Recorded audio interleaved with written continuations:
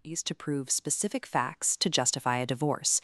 A petitioner had to demonstrate fault, such as adultery or unreasonable behavior, to satisfy the court that the marriage was over.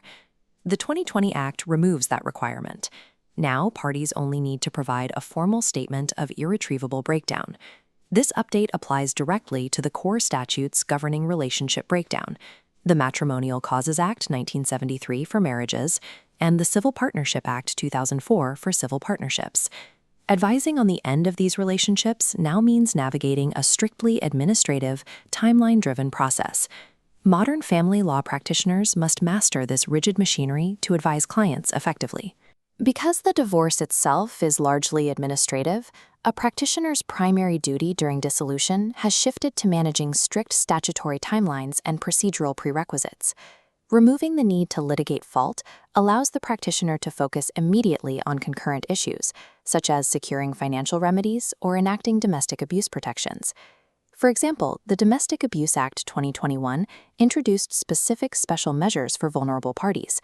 This includes a strict prohibition on direct cross-examination by an abuser and the required appointment of a qualified legal representative, or QLR.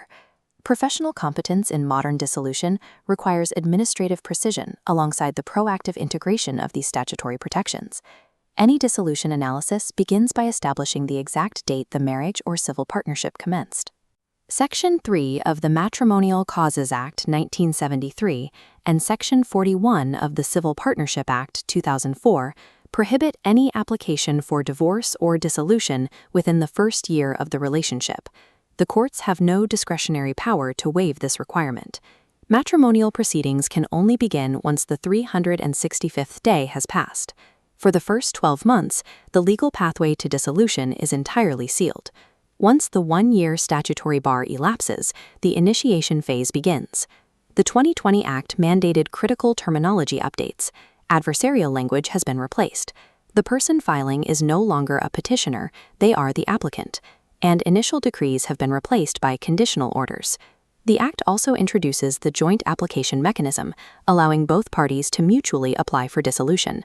This exists alongside the traditional sole application, where one party initiates proceedings against the respondent. In either format, the sole's substantive requirement is providing a formal statement that the relationship has irretrievably broken down. Procedurally, this requires filing the D8 application form for a matrimonial order, accompanied by the marriage certificate and the court fee. The initiation of proceedings operates as a collaborative or unilateral administrative filing, completely decoupled from proving cause. The pacing of this process is dictated by statutory reflection periods, deliberate delays built into the timeline by Parliament. The first mandatory waiting period lasts 20 weeks, beginning the moment the application is issued. During this phase, effective service on the respondent is required, which Family Procedure Rule 6 now permits via email. After the 20-week wait, the applicant reaches the first major milestone, applying for the conditional order. The conditional order is the court's formal acceptance that the marriage has broken down. Securing this order is often a prerequisite for finalizing financial remedies. Pronouncement of the conditional order triggers the second mandatory waiting period, which lasts exactly 6 weeks. Only after those 6 weeks expire can the applicant apply for the final order, the legal termination of the relationship. A modern divorce requires a statutory minimum of 26 weeks, shifting the legal strategy from proving facts to managing pacing. If a respondent faces a sole application, they may assume they can block the divorce by contesting the facts of the marriage. Under the 2020 Act, substantive defenses are abolished. The respondent is restricted to extremely narrow technical grounds for dispute. One valid avenue is a jurisdictional challenge, arguing the courts of England and Wales do not have the authority to hear the case.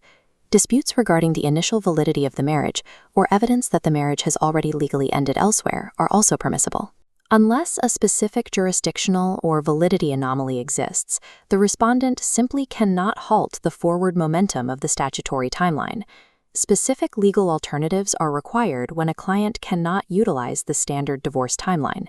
Section 17 of the Matrimonial Causes Act 1973 provides the mechanism of judicial separation. This is the primary strategic remedy for clients trapped within the absolute one-year bar, as judicial separation applications can be made at any time. Unlike divorce, judicial separation ends the duty to cohabit but does not legally end the marriage, which prevents either party from remarrying. It also carries severe financial limitations. For example, the court cannot make pension-sharing orders under a judicial separation. Judicial separation is a tactical tool. It provides immediate legal separation but leaves the legal shell of the relationship intact. The architecture of a modern dissolution is entirely chronological. The 2020 Act replaced courtroom battles over marital fault with a mandatory structure period of administrative reflection. The practitioner's role is to strictly manage these timelines while facilitating concurrent financial and protective remedies. Mastering these precise statutory mechanics is the strict prerequisite for operating in modern English family law.